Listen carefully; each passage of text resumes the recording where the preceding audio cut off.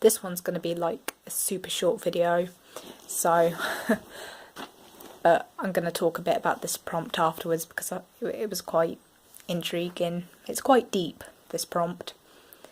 Okay, so get your scuba diving outfits on. I don't know why I said that. Ignore me. Okay, so this prompt is, you're playing truth or dare with yourself. What's the one truth you'd be afraid to tell and the one dare you'd be afraid to act out? Okay, so this is my truth I've done. I'm afraid that someone in my family may develop Alzheimer's in the future. And then this is the dare. I'd be afraid to act out. Any dare that contains the risk of hurting someone else in any form or would get me into trouble.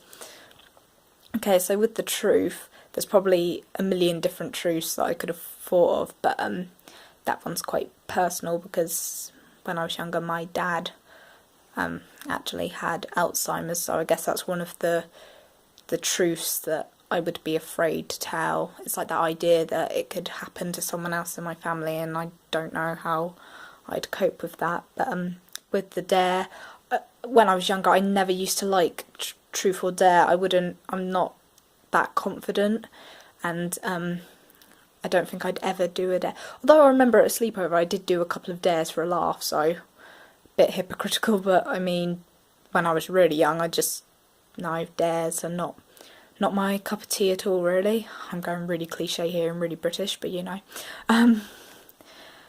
But what I really liked about this prompt is that if you didn't want to do it from your point of view, if you have any characters that you're developing, I thought this was like a really good way to think of their mindset. So, like, I was trying to think of what character I thought of, but if you have a character that you want to develop, that little mini prompt, that question is a good way of developing them, because think of the truth that they would be afraid to tell, like the one truth they'd be afraid to tell, and like a dare, like an action they'd be afraid to act out, and it'd be quite interesting to like develop your character that way, like give them more personality and think about how they would react to different situations. And I did think of one from, like, to give you as an example for one of my characters, but I can't remember, and this is why you should always write things down.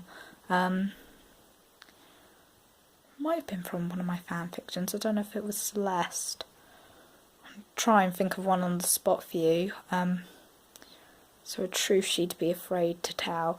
Well, for Celeste, who's one of my OCs in the Supernatural fan fictions I write, one of the truths that she is afraid to tell is, as a part of her character, she has this like prophecy that she's meant to fulfill, and she later on discovers this prophecy, and she has this darkness inside of her.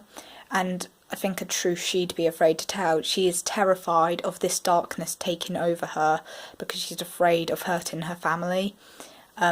So that's like a truth she'd be afraid to tell. And as for dares, she is quite daring. She's up for a laugh and prank, and good old Gabriel, I love that character from Supernatural.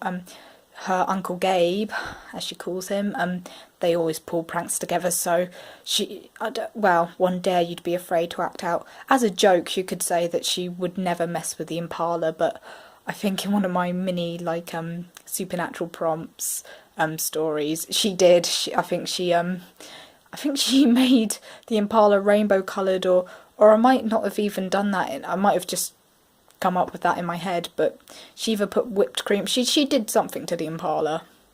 She would mess with Dean's Impala. So, that was it. I remember now, she in one of my stories she wrote in a different language. I can't remember, it might have been Enochian or something, but she put graffiti on Dean's Impala, and let's just say he wasn't very impressed with that. And it was about Abaddon as well, like, you know, telling Abaddon to go screw herself or something. So yeah, she was like, you know, sacrifices need to be made, Dean. It's like a propaganda slogan.